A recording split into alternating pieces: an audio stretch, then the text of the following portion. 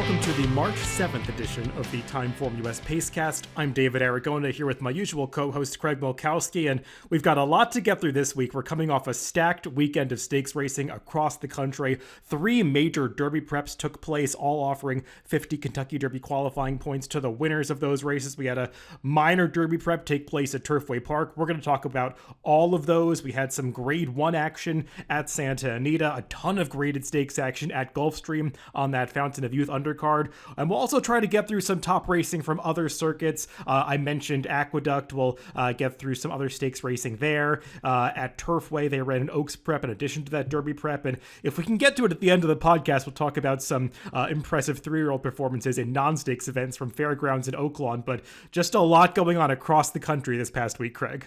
Yeah, we had said on the forecast it was a busy weekend and one I was really looking forward to betting, and I think it wound up just as expected. Lots of good performances all over the country.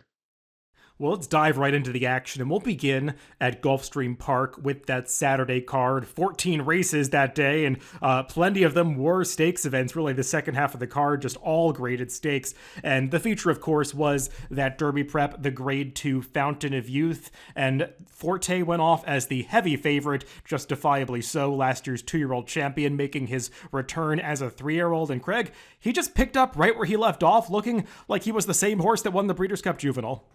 Yeah, I would say he lived up to the billing easily. He did everything right, everything the way you'd want to see it. He had good tactical speed as usual. It's not like he drops way out of his races ever, and just looked very professional, ran a good speed figure for the effort. I believe this was a career best 118. He just keeps showing those small steps, but in the right direction. So at least for a very short time, I think it was the fastest 3-year-old figure. We're going to talk about another one a little bit later, but good, strong effort from him. And I've read it'll probably be the Florida Derby next, but it's good to see he is going to race again. Seems to be we've had a trend where horses that win these second level preps kind of skip the third and go right to the Derby, but doesn't seem to be in the cards for Forte. Yeah, it sounds like they're aiming him at the Florida Derby next, and he'll start to have to answer those stamina questions. I think that's the one outstanding concern for Forte, is that he's only gone up to 1 mile and a 16th so far, and some might be a little bit worried about him getting added distance, being a son of violence, but he does have some stamina pedigree on the bottom side, and he certainly finished strongly in this race, so maybe that allays some of the distance concerns. And as you were saying, he's a horse that does have some tactical speed, but he's just so adaptable.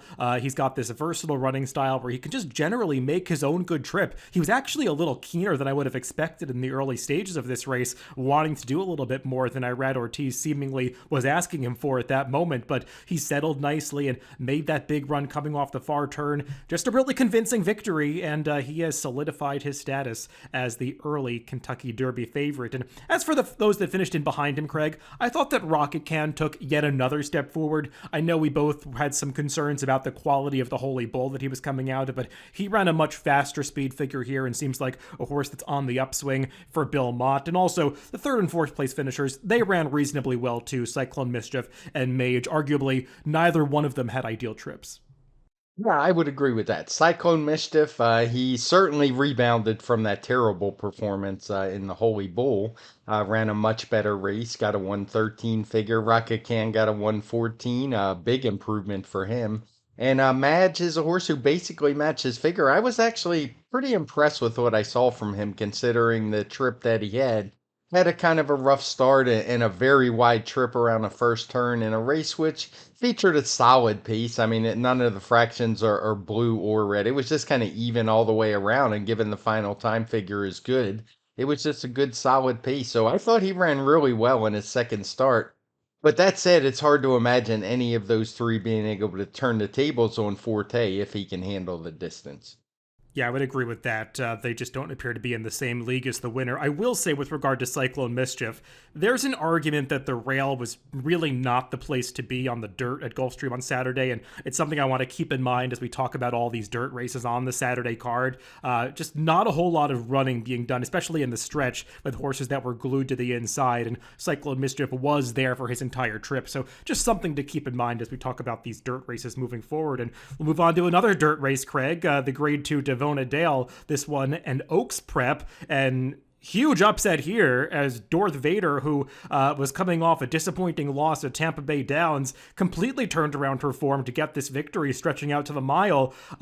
Can't really say that I saw this result coming, but it was a race that featured an extremely fast pace, and sometimes those extreme pace situations can produce wacky results. Yeah, it's a weird one in that it featured that fast pace, as you say, but it's not like the winner was far back. She was pretty close up the whole way around, battling basically with red carpet ready. Put away that one, who was the even money favorite, and just drew away. And I guess, and I'm one of these people, I guess everyone just kind of threw her out after looking at that last race, but it isn't like she didn't have credentials before that. She had run a very fast race, winning the Sandpiper two back.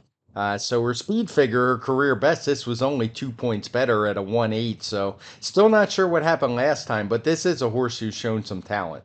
Yeah, and I think just to get a sense of this pace scenario, you want to look at the running line of the runner-up Guns N' Graces, who is also a gigantic price in here. She's the one horse in this race that has sort of that even pace figure line, not really going up or down, just consistent numbers in the high 90s across from the half mile right to her finish. And she was a dozen lengths behind the leaders moving down the backstretch. So I mean, that says the horse that ran the most even race from a pace standpoint was that far back and closed for second. That really was going to do in some of the horses that were contesting that pace, except for Darth Vader. And yeah, I don't know where this performance came from, Craig. The one thing I will say is she was outside of all those other horses that were battling for the lead, and this is another race that makes you think a little bit the rail might not have been the best place to be, just given all the running was done down the center of the course. So maybe if you're viewing the race through that lens, you do want to upgrade red carpet ready a little bit, because she was inside of all those duelers and was setting that pace, actually shook away from Darth Vader briefly on the far turn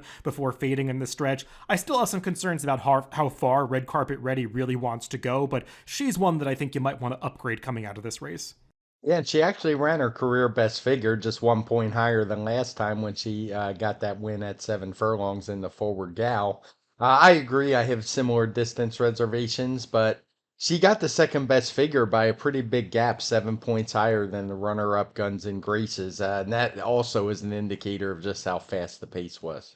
Yeah, we were wondering why Chad Brown would enter a horse like Guns N' Graces in this race, who looked so slow coming in, and I think we got our answer. She definitely took a big step forward, but really did have the pace and trip in her favor here. So just hard to know what to make of this race moving forward, and I think we'll have to learn more about these horses next time when they likely do come back in the Gulfstream Park Oaks. Let's move on to another graded stakes run on the dirt on Saturday. That was the Grade 2 Gulfstream Park Mile. This one going the same distance, one-turn mile, as the Devona Dale for the older horses. And big upset here, Craig, that I'm sure busted a lot of people's pick 5 tickets in the opening leg, as odds-on favorite Charge It went down to defeat to an in-form endorsed, who has now won 3 races in a row, 2 graded stakes in a row. Mike Maker just has this horse doing extremely well.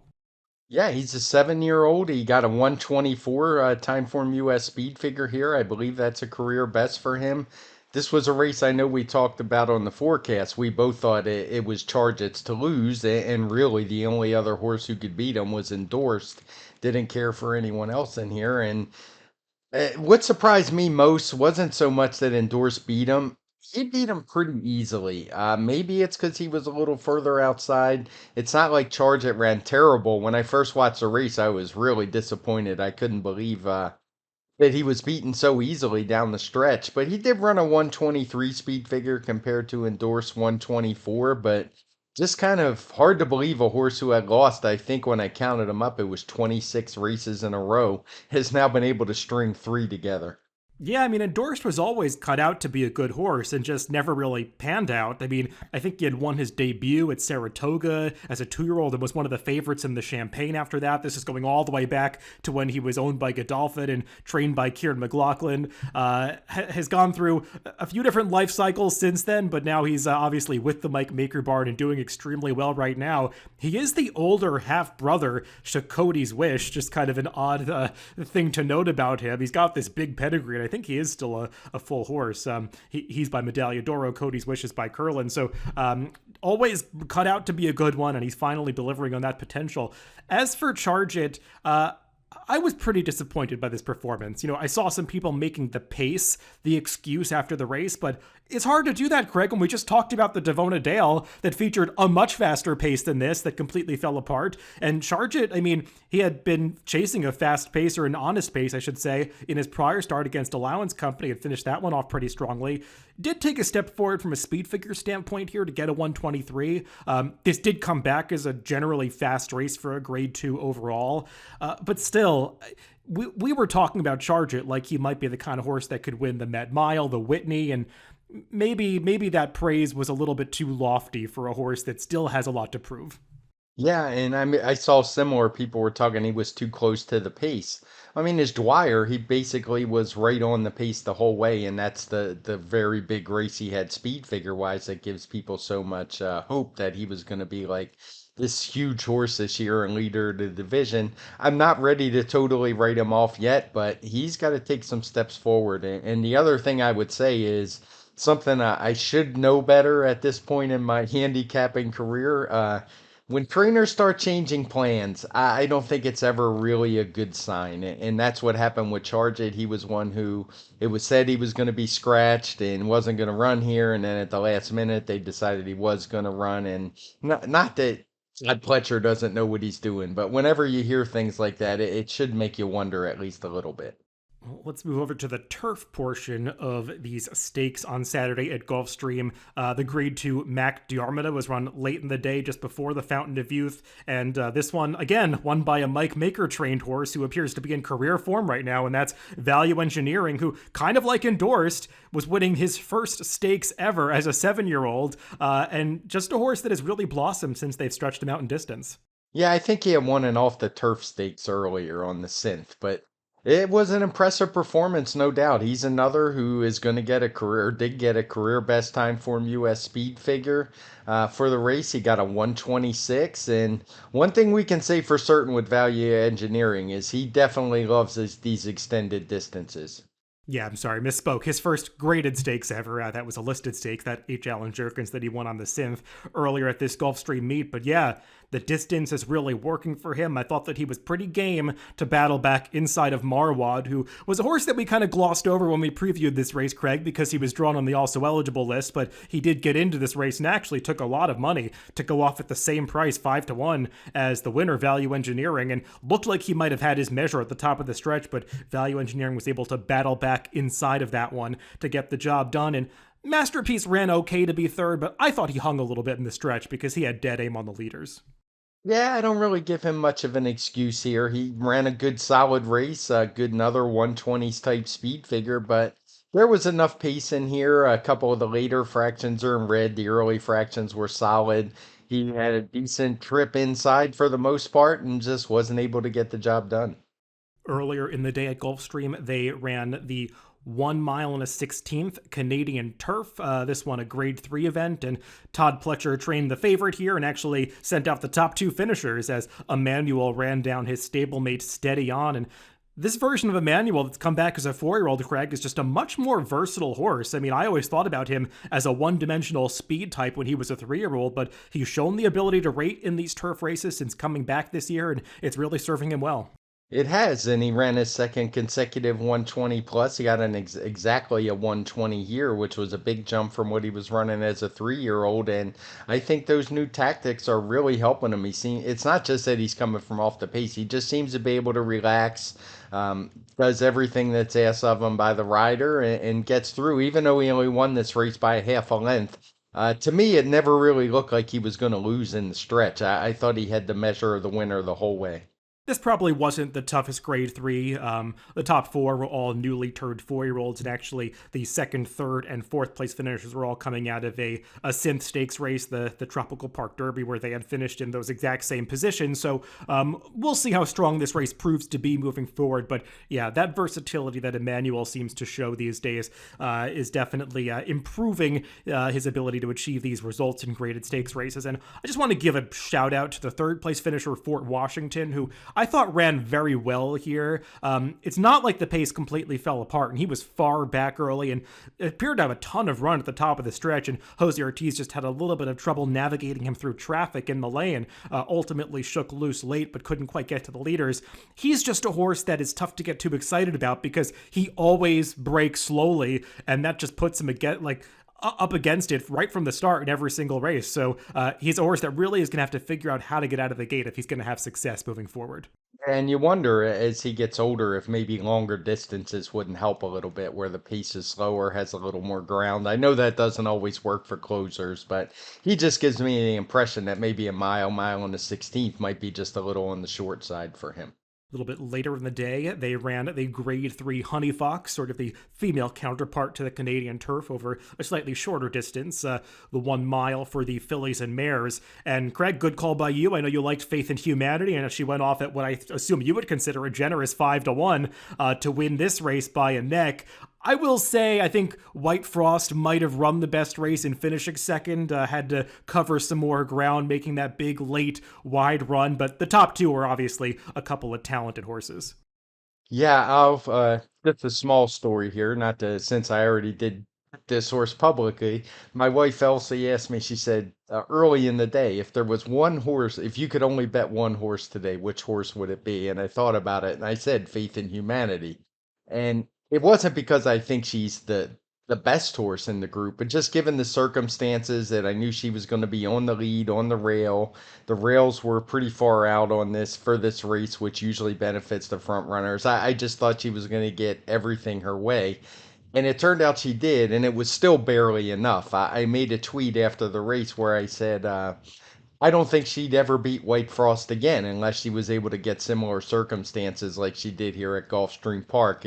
If they were to race each other again in New York or at Keeneland or somewhere else, she would have a very much tougher time beating her than she did. So I would agree with you. I think White Frost was the better horse on the day, but the better horse doesn't always win.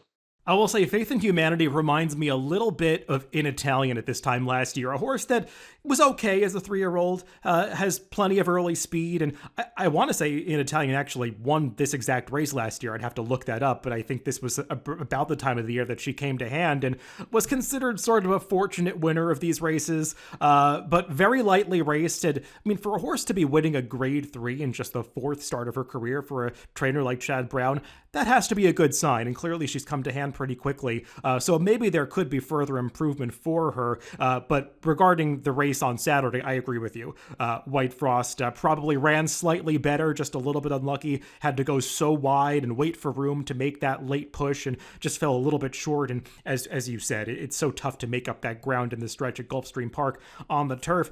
The big disappointment in this race was Chad Brown's other horse, or what some might consider Chad Brown's main horse coming into this race, and that was Speak of the Devil.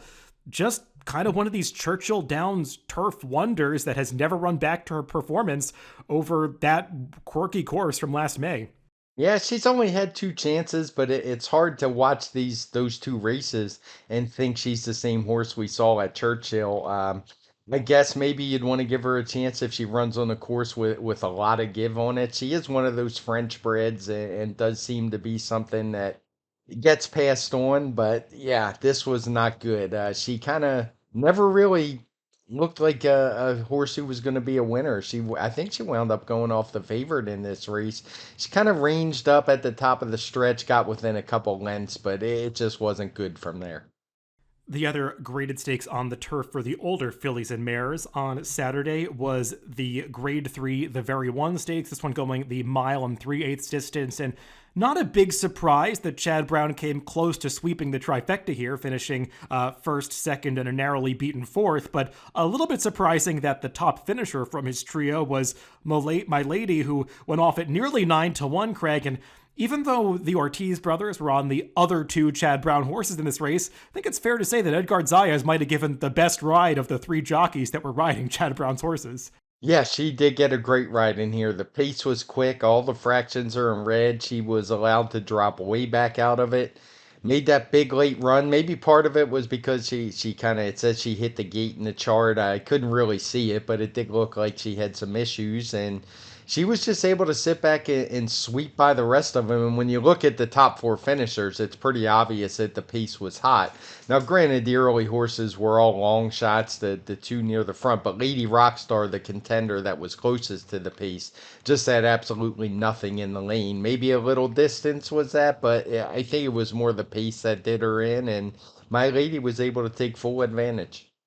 Yeah, in these situations, a lot of times what you want to do is sense that that pace is going to collapse and just try to get out of the way of the horses that are going to be falling apart towards the front end. And that's exactly what Zayas did. He just put My Lady as wide as he could be, looped the field around the far turn during the slowest part of the race, and you can kind of see it in the TimeformUS pace figures. Red color-coded fractions right up until that second to last fraction, which is color-coded in blue, indicating that the race really did slow down around that third turn, and that's when My Lady made that sweeping move to the front end. And unfortunately for the backers of the shorter prices, Virginia Joy kind of got caught in last place at that point, got shuffled back to last, racing along the rail. And the horse that I think really kind of took the worst of it was Higher Truth, who was loaded coming around the far turn, but just kind of got blitzed by My Lady ranging up on the outside of her and really had to wait in traffic until they got into the straightaway and was flying up the rail at the end, but just can't give away that ground or that momentum at a crucial point in the race like she did. And I should mention she ran a 119 speed figure. I don't think I had mentioned that one. So pretty solid effort from her. I'm not sure I mentioned Faith in Humanity either, and I believe she got this just a point lower at 118. Let's talk about two more races from that Saturday card, Craig, quickly. They're both allowance races run earlier in the day. The third race was won by Up to the Mark, a Todd Pletcher trainee who is now 2 for 2 on the turf. A horse that I would have been interested to see what he might have done in a race like the Canadian turf, because I think he's headed in that direction. This is a horse that has really relished the surface switch. Yeah, I don't remember what the reason was, but we had broken out his last race, meaning we didn't rate it the same as other races at the distance, but we gave him a 120 speed figure, and I think it proved here that wasn't a fluke. It was probably the right call. He didn't quite run as fast. He ran a 115 here, but the way he did it just shows me this is a horse who obviously really loves turf. He showed a little bit of talent when he won on the slop in his career debut at Saratoga. Things didn't really go as planned after that, but boy, has he turned it around on turf. He definitely looks like a horse ready to step in the stakes company. Yeah, and he was more of a speed type on the dirt, but I mean, he's turned into this deep closer on the turf, and he just has such finishing speed. And the way that Irad Ortiz was able to maneuver him through traffic at the top of the stretch was pretty impressive. This horse just was there, responding to every cue, and still had plenty to do when he peeled him out to the outside with 3/16 of a mile to go. But he just mowed those horses down, and the kind of late runner that doesn't even look like he's moving as fast as he is when you watch the replay. But I was looking up the G-Max closing fractions for this race, and they had him coming home his last 16th in 11.05 seconds. So he was really moving at the end, and a horse that I think will have to step up into stakes company next time, and I'll be interested to see what he can do against some tougher competition. Yeah, and he is just a 4-year-old still, so plenty of room to go. The other allowance winner that we should mention from Saturday was White Abario, who won a 7 furlong race on the dirt. And I wonder, Craig, if this might be a horse whose future is in these shorter races, because he was way more impressive to me than he's been in a lot of his races going longer against Stakes Company recently. Obviously, got some class relief here, but I think maybe the sprint distances or the 7 furlongs to a 1 turn mile could be right up his alley. Yeah, it seems that way. I mean, maybe he was just one of those horses that developed a little earlier when he won the Florida Derby. He hadn't won a race since. He had run okay in the Ohio Derby.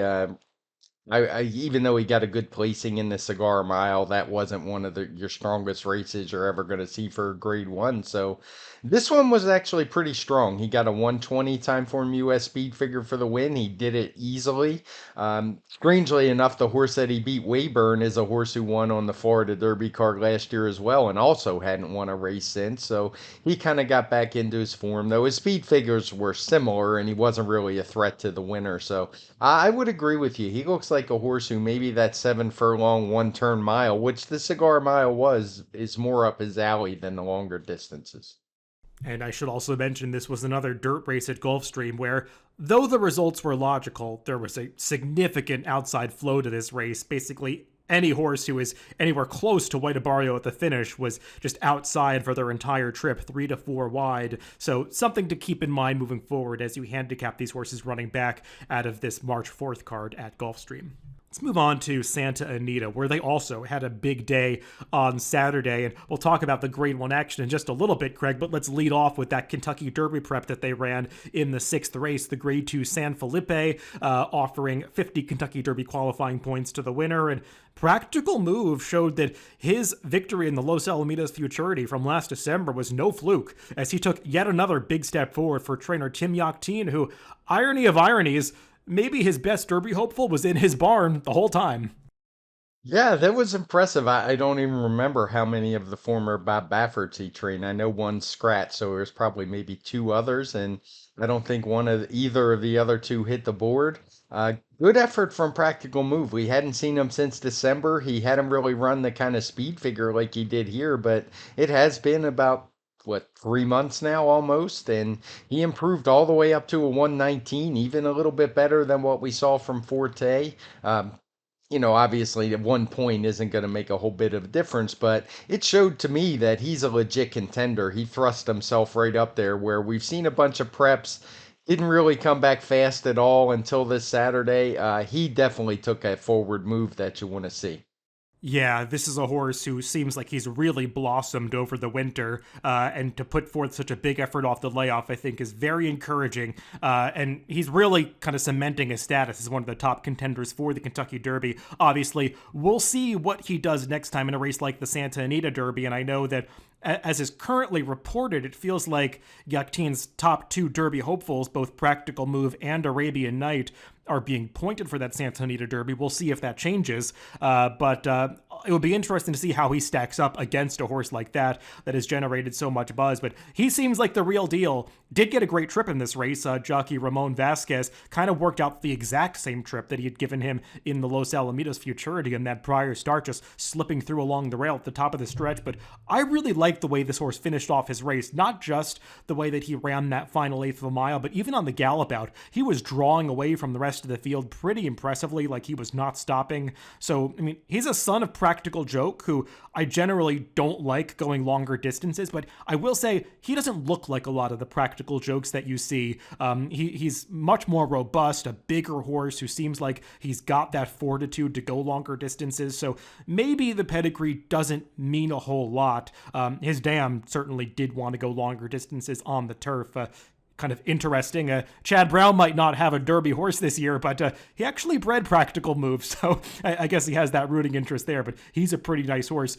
We should mention the horses that finished in behind Craig, because I thought Go Rocket Ride showed a lot to be second in this race in just the second start of his career.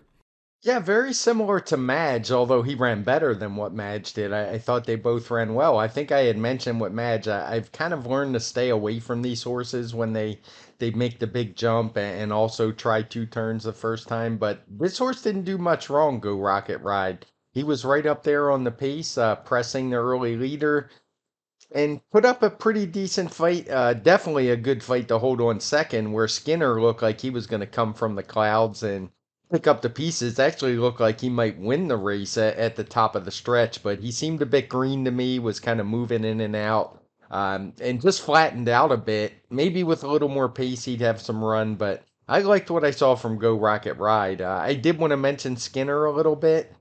He's a horse who definitely has some talent. He had run that big figure last time when he broke his maiden, improved it a little bit here up to a 115, but he needs to get a little more professional and get out of the gate a little bit better.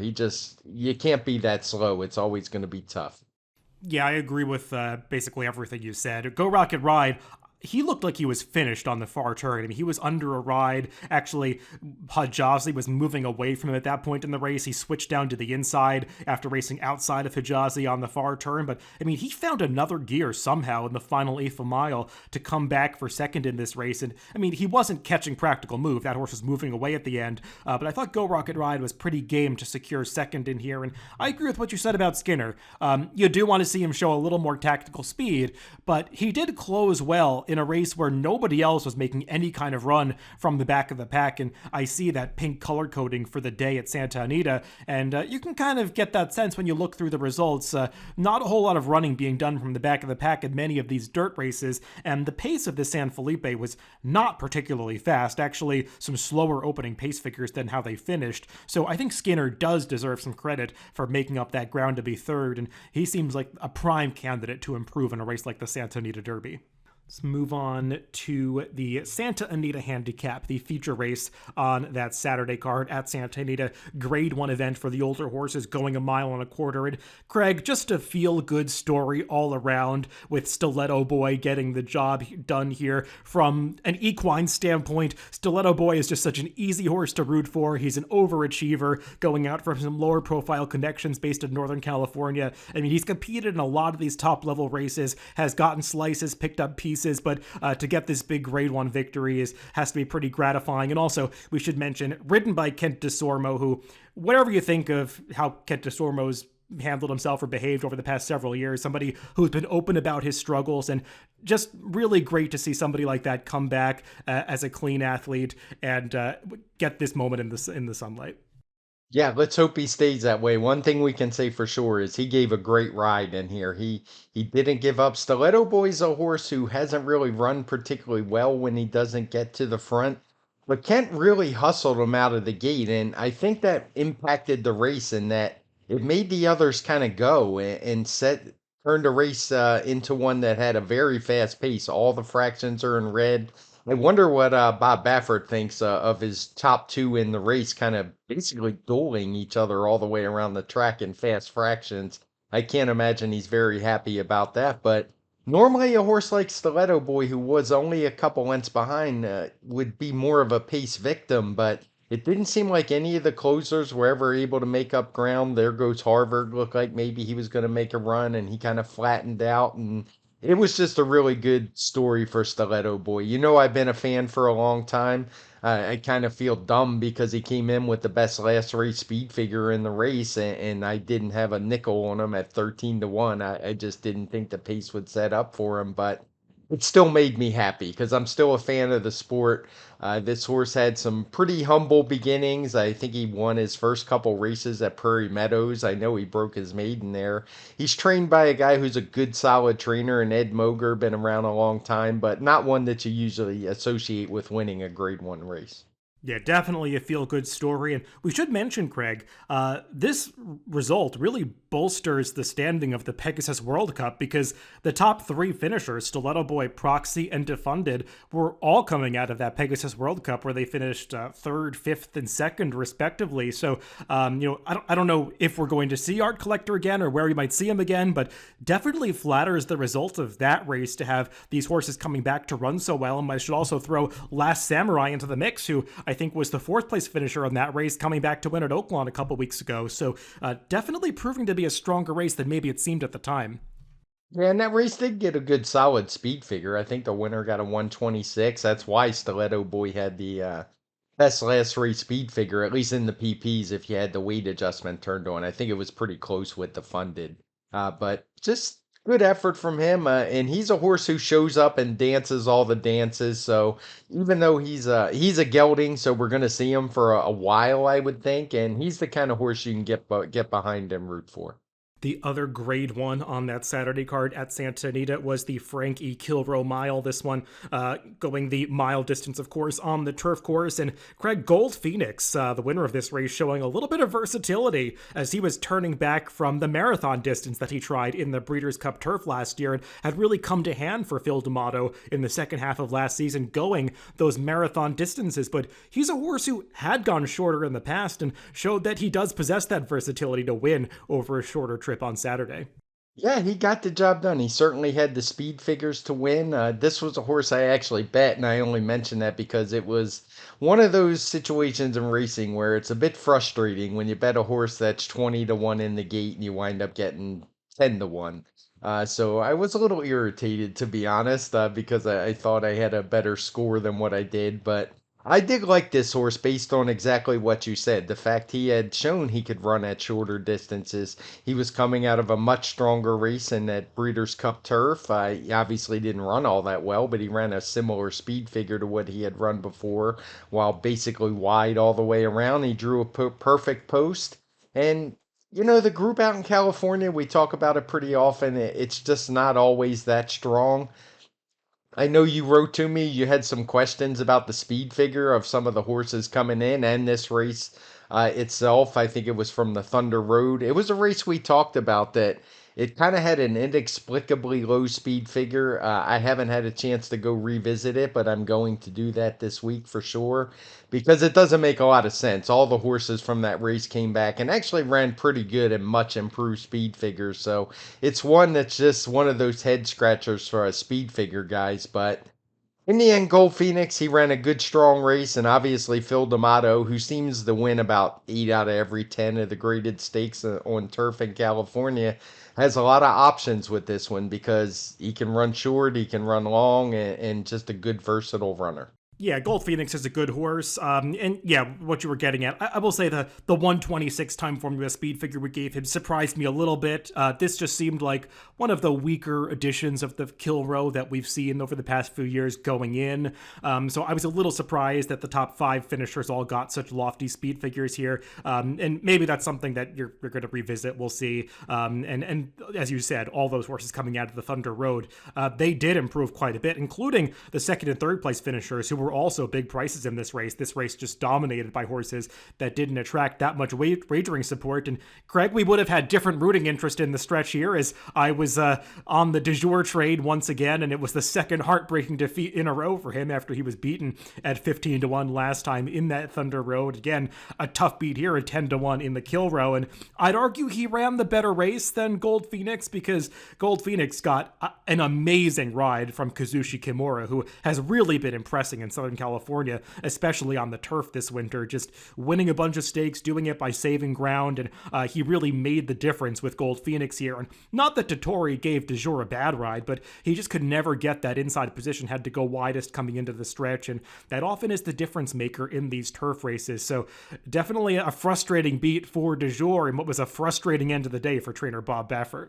Yeah, Bob Baffert's not known for his turf horses, but this was a horse who I think it was as a 3-year-old surprised on Derby weekend with a nice win. He changed barns, but since he's been back in the Bob Baffert barn, he's looked like a real runner and no disgrace. He was beaten by a great ride, more so than Gold Phoenix, to be honest. That was a great ride by Kimura. And we should not go without mentioning a race that took place earlier in the day at Santa Anita, a California-bred 3-year-old N1X allowance race that featured two pretty talented Calbred sprinters, or at least emerging Calbred sprinters, in Kangaroo Court and Bus Buzz, who put on a nice show to the wire here. And Kangaroo Court, yet another good 3-year-old for trainer Tim Yakteen, who seems to have the best stable of horses that he's had in quite some time. Yeah, it was just a month ago we were talking about the Bus Buzz maiden race and kind of how he came out of nowhere. He went off, he didn't get a lot of action on the board that day, ran a 114 speed figure, and I was just assuming when I saw his name in the entries that he would be 1 to 5 in the race. And then I saw Kangaroo Court was in the race, a horse who had shown some serious talent as a 2-year-old. He took plenty of action. It looked like a two-horse race, and Kangaroo Court was the better horse on the day. He ran a 115 speed figure, a pretty big jump, but that's kind of to be expected with a 2-year-old. We hadn't seen him since his 2-year-old season in August, so quite a long ways ago, and he was the goods. I mean, Bus Buzz ran fine. He only ran a 113, only 1 point less than what he ran in his debut. But Kangaroo Court was just better on this day and kind of decisively better. The pace, we have it coded in blue, which is kind of odd given that actually it was a sub 22 opening quarter, but it was a pretty quick track at Santa Anita, and they really finished off this race. It's not like they weren't running to the wire, and you can see that in the gap. It was like the third place finisher was beaten more than 10 lengths.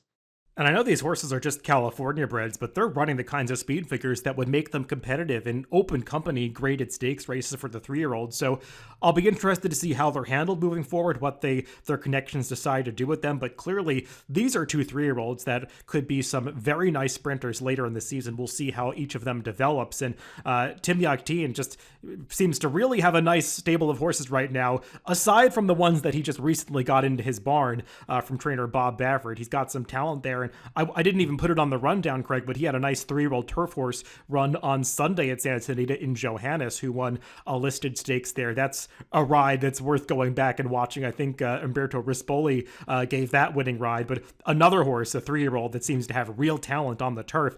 So definitely a nice time of year for trainer Tim Yakteen. Speaking of Sunday at Santa Anita, we should mention a couple of the stakes from that day, both graded stakes events. They ran the Santa Isabel, which normally is an Oaks prep, though I'm not sure it was much of an Oaks prep this year, as the winner, Feza, would not be eligible for the Kentucky Oaks since her connections chose not to transfer her out of the Bob Baffert stable. She's still trained by Baffert and did take her career record to 4 for 4, but because she ran under Baffert's name in this race, she is now ineligible for the Kentucky Oaks. Yeah, obviously they don't really care about the Kentucky Oaks, and that's fine. I'm not sure that she's really of the quality to be considered a serious contender. This was a pretty weak race. I don't have the official speed figures for Sunday yet. I'm going to guess she's going to get around a 102. I mean, I'm not totally writing her off because she's undefeated. She seems to be getting better every time. And it's not like we've seen a bunch of huge speed figures from 3-year-old fillies so far this year, but I just get the impression she's just not really all that good and taking advantage of them. And I say that I don't mean like she's a bad horse. I hate this to make it sound like that, but I just don't know that she's an upper echelon 3-year-old filly is how I should say it. Maybe just a cut below. No, Craig, I think you put it kindly in saying that these 3-year-old fillies haven't run particularly fast. I couldn't name too many others that are running faster than her. So I mean, it's hard to say that she doesn't really fit with the top contenders out there because I don't know who they are. We've seen some horses come back out of the Breeders' Cup Juvenile Fillies, and actually, and Tell Me No Lies, who was second here, was coming out of that race, and gosh, the runbacks from that juvenile fillies have just been poor. I mean, we didn't even mention Leave No Trace, who was just never a factor. She left no trace of her presence in the Devona Dale on Saturday at Gulfstream Park. She was obviously the runner-up in that juvenile fillies and was just not a factor there. And I believe 8 horses now have come back out of the juvenile fillies, and none of them have won. So that has not been a good race. We obviously saw Hoosier Philly disappoint the other day. It's just, I don't know where the top Oaks contenders are. We'll talk about a few fillies at the end of this podcast that might not be out of the conversation, even though they're coming from some unconventional directions. But yeah, obviously Feza, she is not in the picture just based on the fact that she was still running for the Baffert stable here. Yeah, you mentioned it. I mean, the juvenile fillies had basically a terrible speed figure, so it's not really a surprise. You're correct. 8 horses have come back. One has run twice, so 0 for 9. The horses are pretty much matching their speed figures from what they ran that day. The problem is it just was a slow race. And the one other stakes we'll mention from that Sunday card at Santa Anita was the Grade 3 San Simeon down the hill, going that 6.5 furlong distance. And Motorius just seems like a horse that has really blossomed going that trip. Did finish second in his prior stakes race. That was a day where maybe he got a little too far back in the early going, couldn't make up the ground, but they rode him much more aggressively here to stay in contact with that early leader, Brickyard Ride. And Brickyard Ride is the kind of horse that maybe isn't the strongest finisher, so when Motorius was within a couple lengths of him at the top of the stretch, it was guaranteed he was going to run him down. Yeah, that race last time, it also featured a slow pace when he kind of got shuffled back out of the gate and probably took away his best chance. Again, this is a Sunday race, so don't have the official speed figure, but I think it's going to come back pretty high. There was another down the hill race on the day, so we had 2 to use, and I'm going to guess it's going to be in the low 120s, maybe about a 122. So good effort by him. He seems like a horse who definitely loves going down the hill, but he also won at 5 furlongs earlier this year, so or late last year. So he's a horse who could be a force in the sprint division, regardless of whether it's down the hill in California or not. And sort of as I mentioned before, of course, he's trained by Phil D'Amato. Let's move on to Aqueduct, muddy Aqueduct. At least that was the case on Saturday when they ran the Grade 3 Gotham. Definitely the most competitive Derby prep of this past weekend. So the winner of this race will be in. I mean, he's got 50 Kentucky Derby qualifying points, Craig. And I think the most surprising thing about this Gotham wasn't so much the fact that Raise Kane, a 23-1 shot, won the race, because it just looked so wide open on paper. There was really no winner that was going to surprise me that much. But it was shocking that anybody won this race by 7.5 lengths. This field just looked so competitive on paper. I didn't think it would be such a lopsided result, but Raise Kane got the trip and the pace, and it all worked out for him on the day. Yeah, he got both, especially the pace. I mean, the pace was just crazy fast. I mean, we're talking about the Aqueduct winter track. It wasn't as slow as it can be at sometimes, but it still was far from a fast track. It was muddy going, and when that 22 fraction popped up early, 45 half, you kind of had to know that horses were going to come from the clouds to get this race. But as you said, I didn't think one of them was going to win by 7.5. Raise Keen, it was a very strong effort by him. He gets a 111 TimeformUS speed figure, so not quite as good as the other races we've talked about. It was on a muddy track, so I do think you have to take this one a little bit with a grain of salt. I'm not sure I'd be placing any future bets on the Derby for any of the horses coming out of here. Yeah, you definitely want to see Raise Kane do it again. I mean, there was a case to be made for this horse. He had run some nice speed figures on the dirt previously, and based on those races, you could make the argument that he was more of a one-turn closing horse, and that's definitely the kind of race that he ran here. Did have a minor moment of traffic at the top of the stretch when he had to check and alter course under Jose Lezcano, but I mean, Lezcano did so many other things right in the race, saving ground, keeping him off the speed early, and making that run through, and they all had to avoid that loose horse, Craig, which kind of created a chaotic situation. How great is Nate? A horse that I had liked quite a bit in the race. Never got to see how he really stacked up against this field because he stumbled so badly from the start and lost his rider and ran past the entire field in the backstretch. And in a 14-horse field, that's not the kind of thing that you want to see happen because things could have gotten pretty ugly. And luckily, he was able to stay out of the way of most of the others, finishing well clear of the field along with Raise Kane at the wire. But that was a scary situation for a little bit. Yeah, it was for sure. And as you say, luckily, I don't really think anybody was too impacted. If it would have been anyone, it would have been the winner having to deal with the uncertainty of what he was going to do. But obviously, that didn't turn out to be too big of an issue, though they crossed the wire not very far apart from each other. But just a good effort. Hard for me to like anyone else in here. I mentioned the 111 for Raise Keen. The 2-3 finishers barely cracked the 100 mark, a 101 and 100. The fourth place finisher, I guess, Ian Clover, who I'm thinking maybe went off the favorite in here. Actually, probably did run the second best race on the TimeformUS speed figures, as he was up much, much closer to the early pace than anybody else was. But he also didn't have a whole lot of finish, so I don't want to get overly excited about that. No, I agree. I don't want to get too excited about horses that lost this race by 7.5, 8, 9 lengths. But I agree. Ian Clover, he did hold on the best of those speed horses. And this was a race where the horses that were last, second to last, and third to last down the backstretch were the trifecta at the end. So, I mean, you do want to give some credit to a horse that at least held on a little bit. And Ian Clover did that, though clearly no match for the winner of this race, as was nobody else. So move on to the other graded stakes they ran at Aqueduct on Saturday. That was the Grade 3 Tom Fool for the older sprinters going the 6 furlong distance. And Little Vic Craig is a horse that seems to have really taken a step forward this year. They put the blinkers back on two back in that race where he finished behind Repo Rocks, a day that nobody was any match for Repo Rocks, but he ran an improved speed figure there and came back to validate that number here, going off at what turned out to be a pretty generous 6-1. Yeah, it was an impressive race. He got that big figure. You always have to wonder if he's going to back it up when you're beaten so easily like he was by Repo Rocks.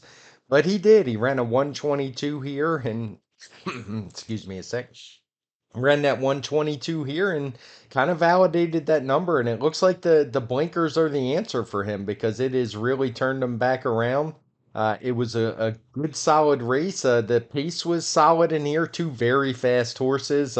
It was kind of a race within a race to see probably two of the faster horses in training in the first quarter mile in Chateau and Pirate Rick. And you knew they were going to set it up for somebody. But to Little Vic's credit, he was right off of them. It's not like he was way back. And he got the jump on Running Son of a Gun, and it was those two to the wire, but it wasn't really a contest as Little Vic was never challenged. Yeah, there was no doubt that Little Vic ran the best race here, and I think you framed that pace situation accurately. He was right off those horses that are so fast, and even though these fractions aren't color coded red, it was a race where I think the early duel took its toll on those two talented front runners. Running Son of a Gun ran on pretty well to be second in this race. He might have been a little closer to the pace than some people might have expected because he's known as more of a closing type, and he might have just been a little bit keen coming off the layoff here because he hadn't run since the end of November. Just took yet another step forward for a horse that has been an overachiever for a long time and just continues to pick up checks in these races. Nakatomi probably overbet as the 2-1 favorite, but he checked in third just behind Run Son of a Gun. The top three all ran pretty well. Yeah, Nakatomi, that was puzzling that he was the favorite, I guess. I see they're both 2-1, but I seem to remember he was the favorite. He took advantage more of the pace setup, I would say, than the others as he kind of picked up the pieces. He's fine, but sometimes the betters do some inexplicable things, and for me, that was one of them.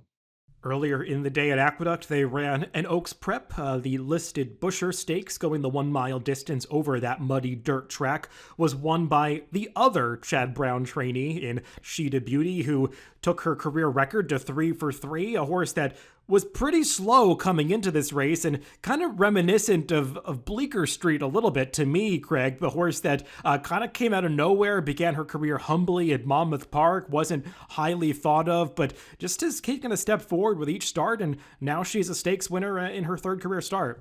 Yeah, Chad Brown had a couple of these that looked slow on paper. We already talked about the one at Gulfstream that ran second. And this one was able to get the job done. She hadn't even hit the 90 mark, took a big jump all the way up to a 101, able to wear down her stablemate and asset purchase. This is another of those 3-year-old filly races I'm going to have a hard time getting excited about, but somebody has to win this next round of races as we go forward, whether they have slow speed figures or not. And she looks as good as any of the others to me. Yeah, I mean, she is another practical joke, so I have some concerns about how far she's going to want to go, but she certainly finished off this race better than her stablemate Asset Purchase, who just to me looks like a pure sprinter. They tried to get the mile with her here, but she is so muscled and compactly built. I mean, when I look at a physical horse that says sprinter to me, I mean, she's it. I was a little surprised that they bet her down to 4 to 5, just considering that physical impression, but I mean, she took all the money here and just couldn't hold on. But the two Chad Brown horses, they did run the best two races here. I guess Capella was okay finishing third for Brad Cox in her first time on the dirt. Maybe stalking inside and taking that kickback for the first time could have worked against her a little bit, but she did ultimately have her chance to get up into second and just couldn't really make up any ground late.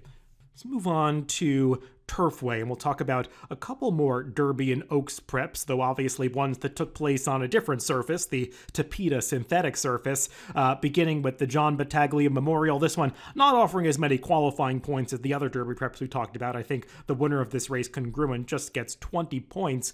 But this was another race, kind of like the Gotham, Craig, where I haven't seen the pace figures yet, but I'm imagining this one had plenty of red color-coded fractions, and that certainly worked to the advantage of the winner.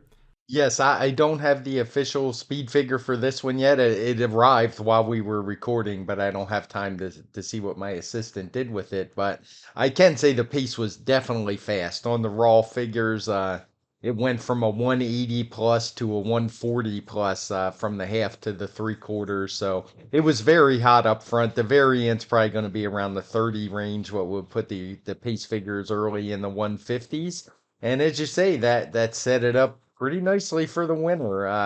I would guess he's going to get a speed figure of about a 108 congruent. Good effort from him. I'm going to need to take some more time to kind of evaluate it. But obviously, in these races, you don't really know what these horses can do. This is a horse who tried synthetic for the first time. He hasn't really had much success on any of his surfaces. His one stakes win was an off the turf race with a low speed figure. So I don't know what to do with a horse like this, to be honest. It seems kind of unlikely that he would be a true Derby horse. Yeah, he actually did compete in the Breeders' Cup Juvenile last year and was really not a factor in that race. They subsequently went over to the turf with him, and he had just marginally more success, I guess, from a speed figure standpoint, but seemed like the synthetic was really the answer for him, and he's actually out of a dam who did win stakes on synthetic, so there was pedigree for him to handle it, and of course he's by Tappet, given his gray color, so the Tappet certainly handle the synth as well as almost any other surface. He might just be a horse that's moving in the right direction, but he really did have the pace in his favor here. And another closing victory for jockey Sonny Leone, who, I don't know, maybe he could be back on his way to the Kentucky Derby with a horse like this. We'll see if he's able to solidify his spot in that race with another good performance in the Jeff Ruby Stakes, where I imagine we'll go next time out. And I do want to mention the second place finisher here, Craig, Scooby Quando. Kind of crazy to read our colleague Dave Gretting's article about the Gotham. Ben Colebrook, who trains this horse, who goes out for the same connections as Ray's Kane, was saying that he didn't even watch the Gotham live at Aqueduct because after he saddled his horse, he immediately got in an Uber to go to LaGuardia to get on a plane to go saddle Scooby Quando in the John Battaglia just a few hours later, and did make it for that race and saw that he won the Gotham in his Uber ride. So just kind of a funny situation with that horse, but he probably should have won both of them, because when you go back and watch this trip for Scooby Quando, I mean, he was on the inside trying to ride the rail around that far turn, and we talked about it with another race earlier at Gulfstream. That's not where you want to be in a race where the pace is falling apart, and he lost quite a bit of momentum coming to the quarter pole, getting shuffled back in traffic, and actually did well to come back for second at the end of the race. So he might have been a little bit unlucky, but another horse that I kind of doubt is a legitimate Derby horse. Yeah, he ran fine. As you say, he was probably the best, but um, we'll see. Even though we had Rich Strike come out of Turfway last year, I wonder if that wasn't just, I mean, obviously it was kind of a fluke thing. But yeah, it's going to take more than that for me to take these races at Turfway too seriously as real Derby preps. I want to see something on the dirt. At least this one hasn't tried it yet, though. He's raced exclusively on the synthetic. He is by Uncle Mo, but his breeding looks a little bit turfy to me. And a horse that I do want to take seriously, Craig, is the winner of the Cincinnati Trophy, which I wouldn't really think of as on my top list of Kentucky Oaks preps, but the winner of this race, Botanical, a 3-year-old filly for the Brad Cox stable. I know that she's done all of her winning on synthetic this winter at Turfway, but she's been pretty impressive in these races, and I know we don't have the final speed figure just yet, but feels like she ran a number that's a lot faster than some of her counterparts have been running on the dirt. She did. I would guess he's actually going to get even a point faster than the boys' version of this race. She's going to get about a 109. This was another race that featured a really fast pace. The difference is it was kind of one horse setting that pace. BG Warrior kind of running off from everybody else. And Botanical was chasing in third. Uh, didn't seem to matter. She just put everybody away like she's done in all three of her wins on the synthetic. I think she's won them by combined more than 20 lengths, all of them very easily done. So, yeah, if she could switch if she can handle dirt like she handles the synthetic, and I don't think that's out of the question given her breeding, she's running faster than what we've seen from any of the 3-year-old fillies.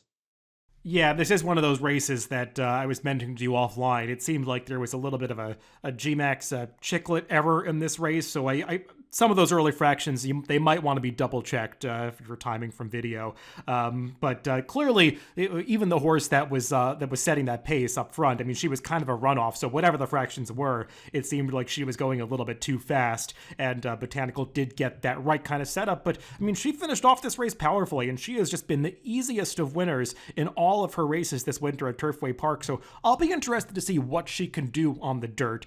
Maybe they won't try it until the Kentucky Oaks if she makes it there, because I mean, I think the next race at Turfway, the Bourbonnette, would secure her a spot in the Oaks field if they were to go that route and win another race on the synth.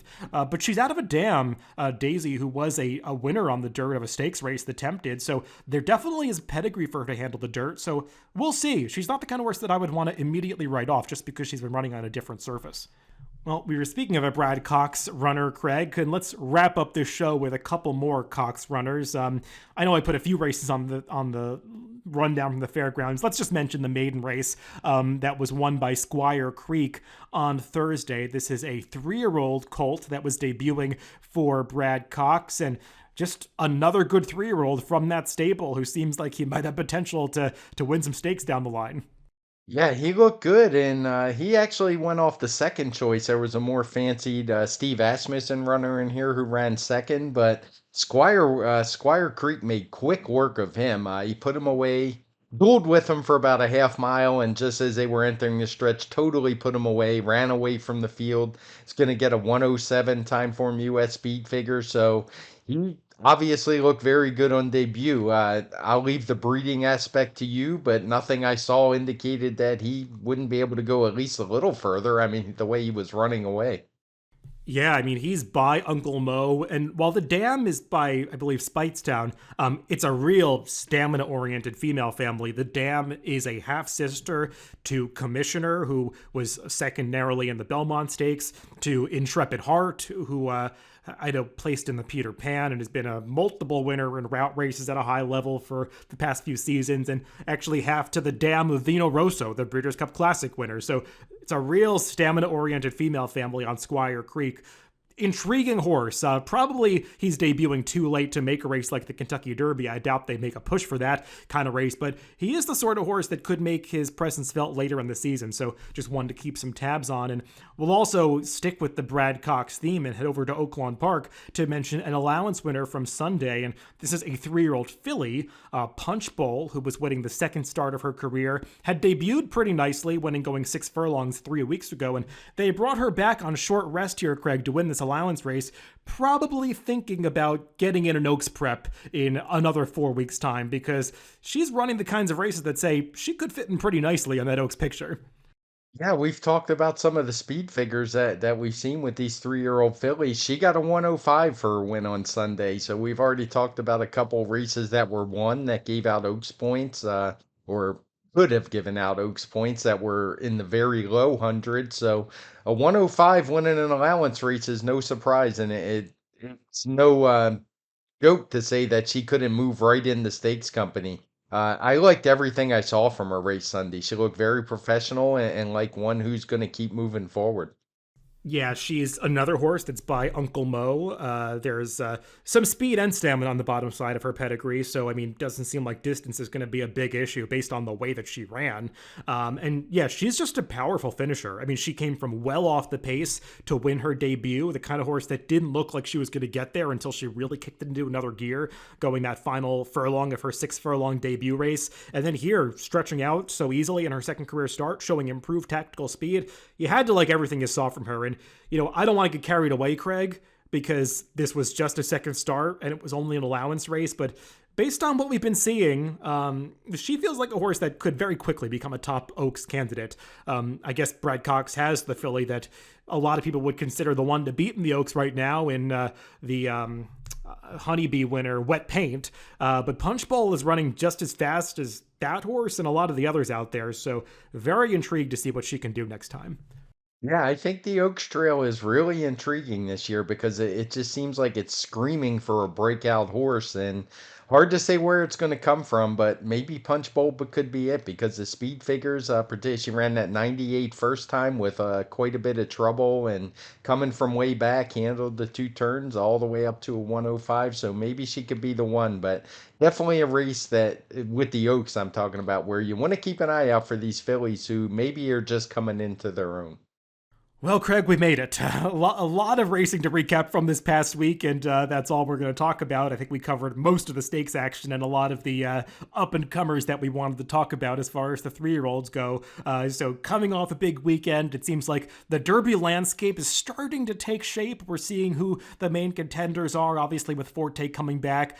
We have now a clear favorite for that race, so it's going to be interesting to see how things continue to develop over the next several weeks. I think we've got a bit of a quieter week coming up in racing this week. The big day should be taking place at Tampa Bay Downs. They're running the Tampa Bay Derby on Saturday. I think Todd Pletcher's also going to have the favorite in there in the form of Tapit Trice, who could be a pretty short price. We'll see how that field comes up. It's not drawn quite yet, but I'm sure we'll see how that entire card comes up, Craig, to see if that's one that we want to handicap on the forecast a little bit later in the week.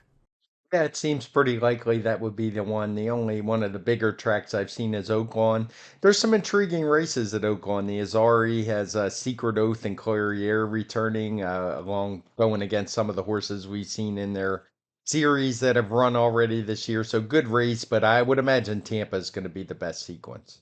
Yeah, I'll check it out. We don't want to just default to a sequence that might have a lot of short-priced favorites, and it seems like that's at least the case in one race that's going to be run at Tampa. So we'll check those out and make our decision a little bit later in the week. But that's where most of the action figures to take place next week. So we'll hear more about that a little bit later in the week. Everybody, for now, thanks for tuning in to this Pacecast. Remember, you can always catch these TimeformUS podcasts on DRF.com, Apple Podcasts, Spotify, and YouTube. Wherever you get your podcast, just make sure to subscribe to the Daily Racing Form channel. Again, thanks for tuning in. Make sure to catch that TimeformUS forecast coming up later in the week.